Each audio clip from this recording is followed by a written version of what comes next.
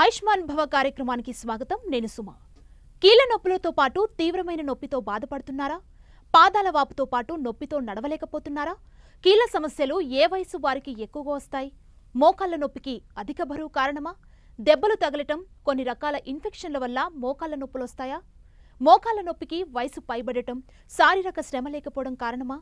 కీళ్లు, మోకాళ్ల నొప్పులకు హోమియోలో వైద్య విధానాలపై డాక్టర్ కేర్ హోమియోపతి వైద్యులు డాక్టర్ లోకేష్ సలహాలు, సూచనలను అడిగి తెలుసుకుందాం. లోకేష్ గారు, వెల్కమ్ టు అవర్ స్టూడియో.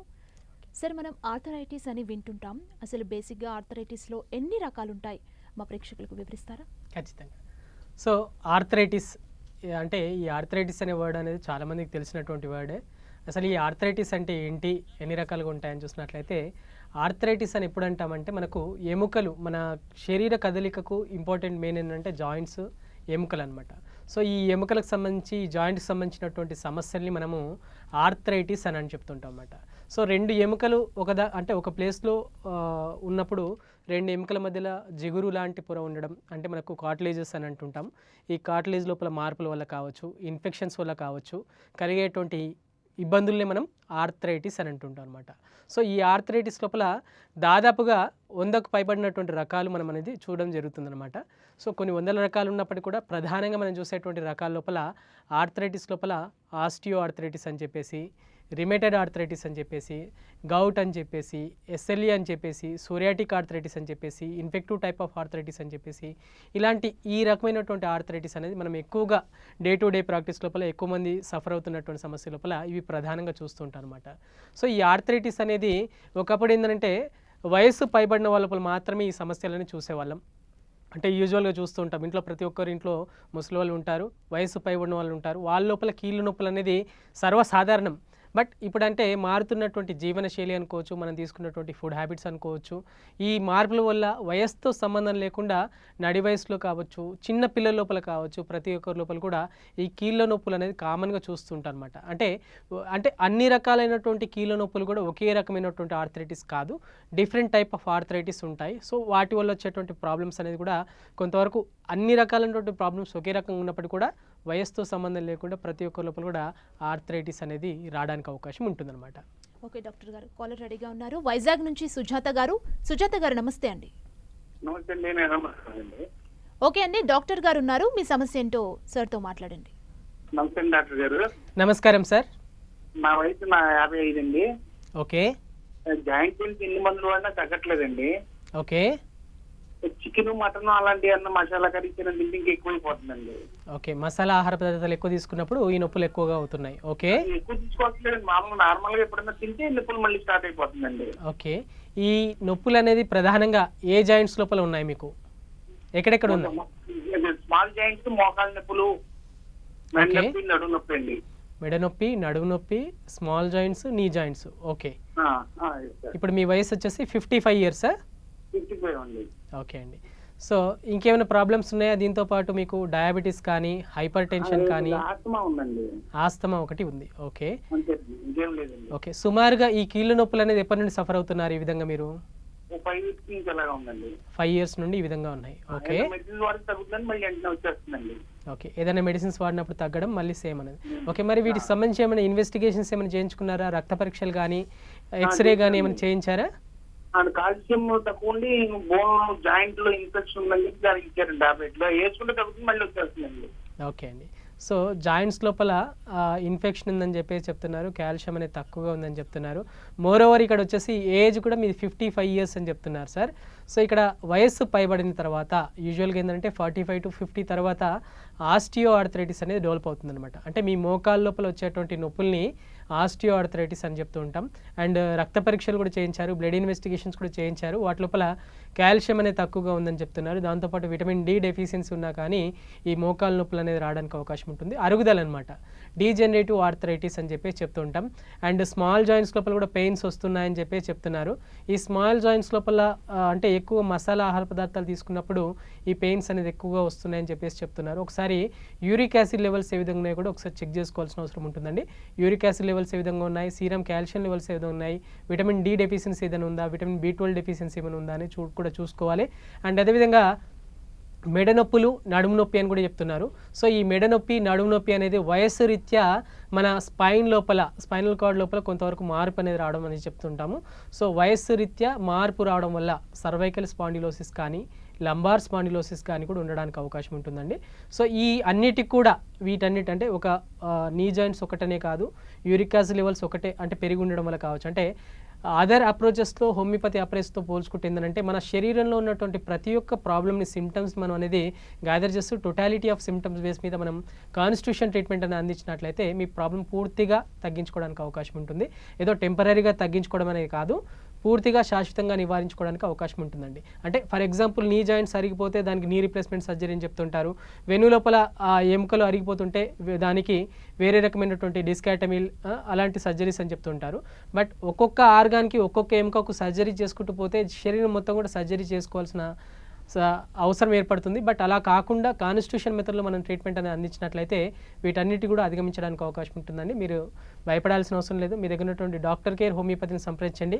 ఖచ్చితంగా సిమ్టమాటిక్గా అంటే మీకున్నటువంటి పెయిన్స్ అనేది తగ్గించుకుంటూ శాశ్వతంగా నివారించడానికి ట్రీట్మెంట్ అందిస్తారు. మీ ప్రాబ్లం సాల్వ్ అవుతుందండి.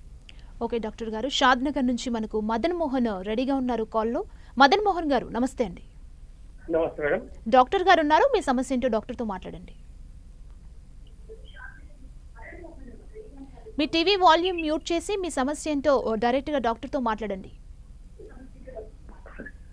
మేడం నాకు సమస్య వచ్చేసి చెప్పండి సార్. మీరు డైరెక్ట్ నాతో మాట్లాడండి సార్, నాకు వినిపిస్తుంది.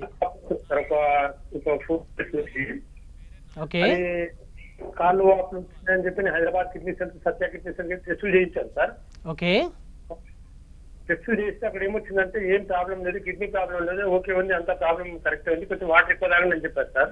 ఓకే, వాటర్ ఎక్కువ తాగుతున్న తర్వాత కాళ్ళ కింద దిండేసుకుని పడుకుంటున్నారు సార్.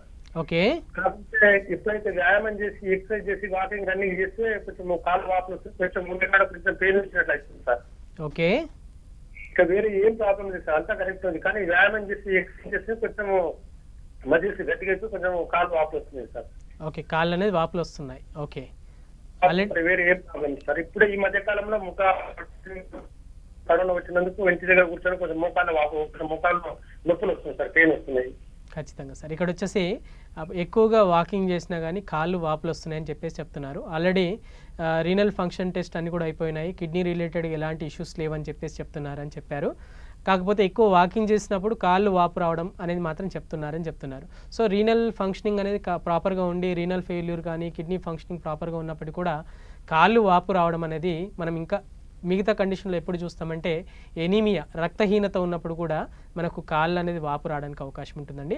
అండ్ డయాబెటీస్ అలాంటి ఏమైనా సమస్యలు ఉండి, షుగర్ లెవెల్స్ ప్రాపర్గా కంట్రోల్లో లేకపోయినా కానీ, హైపర్ టెన్షన్, బీపీ అలాంటివి ఉండి మెడిసిన్స్ అనేది ప్రాపర్గా యూజ్ చేయకపోయినా కానీ ఈ కాళ్ళ వాపులు అనేది రావడానికి అవకాశం ఉంటుంది. అండ్ మోర్ ఓవర్ నీ జాయింట్స్ పెయిన్స్ అని చెప్తున్నారు. ఈ నీ జాయింట్ పెయిన్ అనేది వయస్సు పైబడిన తర్వాత ప్రతి ఒక్కరి లోపల కామన్గా వస్తుంటాయి. బట్ వయస్సు అంటే ఈ మధ్య కాలంలో స్టార్ట్ అయ్యి ఉంటే మాత్రం వాటిని తగ్గించుకోవడానికి అవకాశం ఉంటుందండి.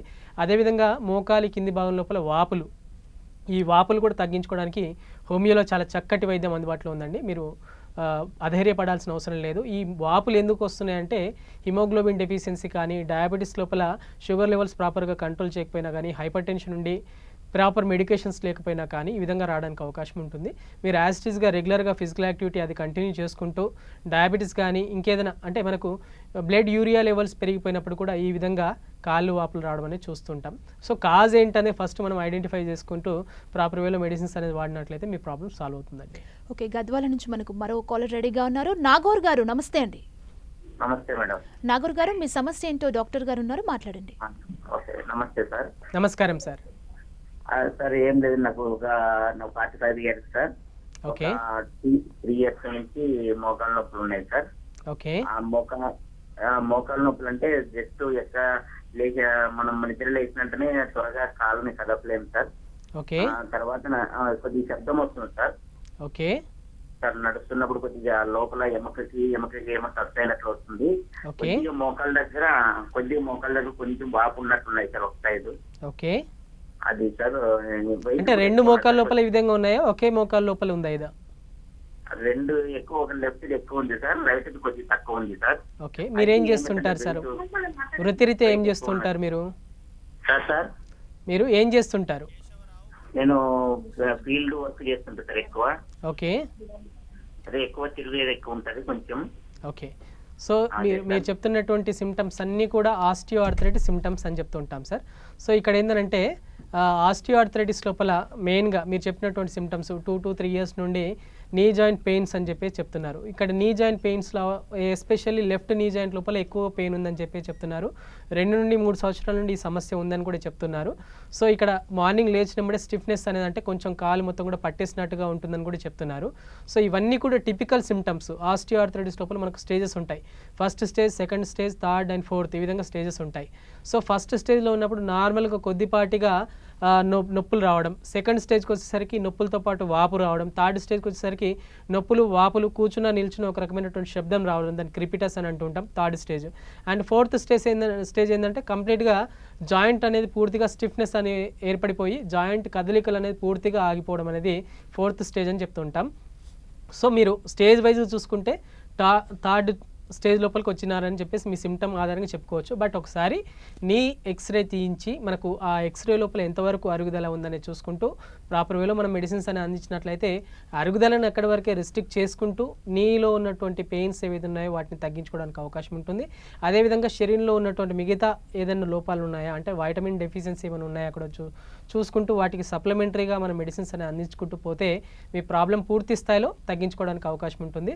అండ్ నీ జాయింట్ ఇప్పుడు ఫస్ట్ వచ్చేసి లెఫ్ట్ నీ జాయింట్ లోపల ఎక్కువగా పెయిన్ ఉందని చెప్తున్నారు. ఫర్దర్గా ఈ నీ జాయింట్ మీద ఎక్కువ పెయిన్ ఉందని చెప్పేసి రైట్ నీ జాయింట్ మీద ఎక్కువగా బరువు వేసి నడవడం వల్ల రైట్ నీ జాయింట్ లోపల కూడా పెయిన్ రావడానికి అవకాశం ఉంటుంది. సో ఒక జాయింట్ లోపలనే ఉన్నప్పుడే ప్రాపర్గా మనం మెడిసిన్స్ అనేది వాడినట్లయితే ఇంకో జాయింట్ కూడా ఎక్కువగా ఎఫెక్ట్ అవ్వకుండా అరుగుదల అనేది ఎక్కువగా జరగకుండా ప్రివెంట్ చేసుకోవడానికి అవకాశం ఉంటుందండి. సో ఈ కొన్ని రకాలైనటువంటి ఇన్వెస్టిగేషన్ చేసుకుంటూ ఏ స్టేజ్లో ఉన్నారో చూసుకుంటూ మనం మెడిసిన్స్ అనేది అందించినట్లయితే మీ ప్రాబ్లం పూర్తిగా తగ్గిపోతుందండి. ఓకే డాక్టర్ గారు, కృష్ణా జిల్లా నుంచి మరో కాలర్ రెడీగా ఉన్నారు. కేశవరావు గారు నమస్తే అండి. నమస్తే మేడం, విశాఖపట్నం అండి మాది. యా ఓకే అండి, డాక్టర్ గారు ఉన్నారు, మీ సమస్య ఏంటో మాట్లాడండి. Sir good morning sir. Good morning sir. నా వయసు 41 years అండి ఏజ్. ఓకే, నాకు లెఫ్ట్ ఇది ముడుకు దగ్గర పెయిన్ వస్తుంది గత 3-4 days నుంచి. ఓకే, ఓన్లీ 3-4 days నుండి పెయిన్. ఓకే, నా వెయిట్ 80 అలా ఉంది. ఓకే, నేను జాబ్ చేస్తున్నాను, కూర్చున్న జాబ్ ఉంటుంది. థర్డ్ ఫ్లోర్ మెట్లు ఎక్కడం వల్ల ఏమైనా వస్తుందా, ఏంటి కారణం? ఓకే, నేను ఎటువంటి జాగ్రత్తలు తీసుకోవాలి? అంటే ఓన్లీ 3-4 days నుండి పెయిన్ వస్తుందని చెప్తున్నా. అంటే ఎగ్జాక్ట్లీ యాంకిల్ జాయింట్లోనా, నీ జాయింట్లోనా, హిప్ జాయింట్లోనా సార్ పెయిన్ ఇది? ఇది మోకాళ్ళ దగ్గర చెప్తారు కదా. ఓకే, మోకాళ్ళ నొప్పి. ఓకే, సో ఓన్లీ 3-4 days నుండి మాత్రమే నొప్పి అని చెప్పేసి చెప్తున్నారు. అండ్ స్టెప్స్ ఎక్కువగా ఎక్కుతున్నాను కూడా చెప్తున్నారు. 3-4 days నుండి నొప్పి వచ్చినంత మాత్రాన దాన్ని మనం ఆస్టియో ఆర్థరైటిస్ అనేది అనుకోవడానికి లేదు. కాకపోతే ఏంటంటే ఇన్ఫెక్టివ్ టైప్ ఆఫ్ ఆర్థరైటిస్లో కానీ ఏదైనా ఇన్ఫెక్షన్స్ వల్ల వచ్చేటువంటి ఆర్థరైటిస్ ఆ విధంగా మనం దీన్ని చూడాల్సిన అవసరం ఉంటుందన్నమాట. అంటే నీ జాయింట్ స్వెల్లింగ్ ఉందా ఒకసారి చూసుకోవాల్సిన అవసరం ఉంటుంది. వాపు ఏదైనా ఉందా అనేది చూసుకొని దాంతోపాటు ఇంకేదైనా ఇన్ఫెక్షన్ ఉందా అండ్ యూరిక్ యాసిడ్ లెవెల్స్ ఏదైనా ఉన్నాయి. And early osteoarthritis stage లోపల ఏమవుతుందంటే మనం బ్లడ్ ఇన్వెస్టిగేషన్, రొటీన్ ఇన్వెస్టిగేషన్ చేసుకున్నా కానీ calcium deficiency, vitamin D deficiency, ఇలాంటి విటమిన్ B12 డెఫిషియన్సీ ఉన్నా కానీ కొన్ని సందర్భాల లోపల ఈ విధమైనటువంటి పెయిన్స్ రావడానికి అవకాశం ఉంటుంది. అండ్ 3-4 days నుండే పెయిన్ వస్తుంది కాబట్టి కొంచెం రెస్ట్ తీసుకుంటూ ప్రాపర్గా రెస్ట్ తీసుకుంటూ ఎక్కువ మెట్లు ఎక్కడం, దిగడం, కూర్చోవడం, మడుచుకొని కూర్చోవడం ఇలాంటి చేయకుండా కొంచెం రెస్ట్ ఇచ్చినట్లయితే తగ్గితే ఎలాంటి మెడిసిన్స్ అవసరం లేదు. ఒకవేళ తగ్గలేదు అది అదే విధంగా కంటిన్యూగా అవుతుందని అనుకుంటే ఒకసారి నీ ఎక్స్రే చేయించి దాని లోపల అరుగుదల ఏదైనా మొదలైందా అనేది చూసుకోవాల్సిన అవసరం ఉంటుంది. కొన్ని బ్లడ్ ఇన్వెస్టిగేషన్ కూడా చేసుకోవాల్సిన అవసరం ఉంటుంది. అదేవిధంగా ఎనిమియా, రక్తహీనత ఉన్న సందర్భాల కూడా దాని ఎఫెక్ట్ అనేది మనకు ఎముకల మీద కూడా ఉంటుంది. సో ఫ్రూట్స్ ఎక్కువ తీసుకోండి, బ్లడ్ ఇన్వెస్టిగేషన్ చేసుకొని ఒకసారి కాల్షియం లెవెల్స్ ఏ విధంగా ఉన్నాయి, విటమిన్ డి డెఫిషియన్సీ ఏదైనా ఉందా, ఈ విధంగా చూసుకుంటూ మనం ప్రాపర్ వేలో మెడిసిన్స్ అనేది వాడుకుంటే పూర్తిగా మీ ప్రాబ్లం సాల్వ్ అవుతుందండి. ఓకే అండి, రూపా గారు ఖమ్మం నుంచి లైన్లో ఉన్నారు. రూపా గారు నమస్తే అండి. రూపా గారు నమస్తే డాక్టర్ గారు. నమస్తే అండి. డాక్టర్ గారితో మాట్లాడండి. నమస్తే డాక్టర్ గారు. నమస్కారం అమ్మా. ఈ అమ్మాయికి 53 సంవత్సరాలండి, మా చెల్లెలు ఈ అమ్మాయి. ఓకే, అమ్మాయికి అరిగినాయండి, మోకాళ్ళు అరుగుదల వచ్చేసింది. మోకాళ్ళ అరుగుదల వచ్చేసింది. ఓకే. వచ్చేసింది. దాని ఎఫెక్ట్ ఎన్ని మెడిసిన్స్ వాడినా తగ్గట్లేదు. ఓకే. రూమటాలజిస్ట్ గారికి చూపించాము, ఇలాగే కాల్షియం అవన్నీ చేశారు. మిడిల్ డ్రాప్ అయిపోయారు డాక్టర్ గారు, మాకు మళ్ళీ ఆయన దొరకలేదు. ఓకే. అంటే అరుగుదల పూర్తిగా ఎముకలు పూర్తిగా అరిగిపోయాయని చెప్పారా? లేదండి, అరుగుదల వచ్చింది అన్నారు, అందువల్ల గ్యాప్ వచ్చేసింది కాదు. ఓకే. ఇది గత 5 సంవత్సరాల నుంచి జరుగుతుందండి. 5 సంవత్సరాల నుండి ఈ విధంగా జరుగుతుంది. ఓకే. జరుగుతుంది. అయితే ఈ రూమటాలజిస్ట్ గారు చూపించాక కాస్త మెడిసిన్ తగ్గిందండి. ఓకే. ఆయన గారు డ్రాప్ అయ్యారు, అంటే విజిటింగ్ డాక్టర్ అన్నమాట ఆయన. ఓకే అండి. ఆయన గారు ఆ మందులు కంటిన్యూ చేస్తున్నాం కానీ ఇప్పుడు అసలు తగ్గట్లేదు. ఓకే. ఇప్పుడు ఆ అమ్మాయి చాలా సఫర్ అవుతుంది, స్వెల్లింగ్ ఉంది బాగా. ఓకే. దీని వల్ల మోకాలు ప్రాబ్లం వచ్చేసింది, మోకాల మీద వెయిట్ పడుతుందండి. అమ్మాయి 80 దాదాపు ఉంది. ఓకే. సో వెయిట్ కూడా కొంచెం రెడ్యూస్ చేసుకోవాల్సిన అవసరం ఉంటుంది. వెయిట్ అనేది 80 kgs అనేది అంటే యూజువల్గా వయస్సు 35-40 క్రాస్ అవుతున్నా, అంటే మీ గురించి కాదు అందరి గురించి చెప్తున్నాను ఇది. సో ఏంటంటే 35-40 క్రాస్ అయ్యాక శరీర బరువు అనేది BMI బాడీ మాస్ ఇండెక్స్ అనేది ప్రాపర్గా మెయింటైన్ చేసుకోవాల్సిన అవసరం ఉంటుందన్నమాట. సో ఎస్పెషల్లీ వయస్సు 40 క్రాస్ అవుతున్నారు అని అంటే శరీర అధిక బరువు ఉన్నట్లయితే ఆ బరువు అనేది కంట్రోల్ చేసుకోవాల్సిన అవసరం ఉంటుందన్నమాట. సో ఈ అధిక బరువు ఉన్నప్పుడు కూడా ఆ ప్రభావం అనేది మన నీ జాయింట్ మీద, ప్రధానంగా వెయిట్ బేరింగ్ జాయింట్స్ అని చెప్తూ ఉంటాను అనమాట. మన శరీర బరువు మొత్తం కూడా మోసేవి ఈ నీ జాయింట్స్ అనమాట. సో ఈ నీ జాయింట్ మీద ఎక్కువ బరువు పడడం వల్ల కూడా అరుగుదల అనేది అతి చిన్న వయసులోనే రావడానికి అవకాశం ఉంటుందండి. అండ్ మీ కండిషన్లో వచ్చేసి 80 kgs ఉందని చెప్తున్నారు. కొంచెం డైట్ పరంగా మార్పు చేసుకుంటూ వెయిట్ అనేది రెడ్యూస్ చేసుకోవడానికి ప్రయత్నం చేసుకుంటూ మెడిసిన్స్ అనేది వాడినట్లయితే రిజల్ట్ రావడానికి అవకాశం ఉంది. ఎందుకంటే ఇక్కడ 5 years నుండి నీ అరుగుదల ఉందని చెప్పేసి చెప్తున్నారు, నీ జాయింట్ లోపల అరుగుదల అనేది ఉందని చెప్పేసి చెప్తున్నారు. సో 4th స్టేజ్లో ఉందా, 3rd స్టేజ్లో ఉందా అనేది మనం చూసుకొని ప్రాపర్గా మనం మెడిసిన్స్ అనేది అందించినట్లయితే చుట్టూ ఉన్నటువంటి కండరాలు, నీ జాయింట్ చుట్టూ ఉన్నటువంటి కండరాలు పటుత్వం పెరిగేలా కూడా మనం మెడిసిన్స్ అనేది అందించడానికి అవకాశం ఉంటుంది. సో ఈ మజిల్స్ స్ట్రెంత్ అనేది పెంచుకుంటూ ఆ అరుగుదల అనేది మనం ప్రివెంట్ చేసుకుంటూ ప్రాపర్ వేలో మెడిసిన్స్ అనేది అందించినట్లయితే పెయిన్స్ అనేది తగ్గిపోవడానికి అవకాశం ఉంటుందండి. అధైర్యపడాల్సిన అవసరం లేదు. ఓకే డాక్టర్ గారు, నెక్స్ట్ కాలర్ విశాఖ నుంచి నానిబాబు గారు సిద్ధంగా ఉన్నారు. నానిబాబు గారు నమస్తే అండి. నమస్తే అండి.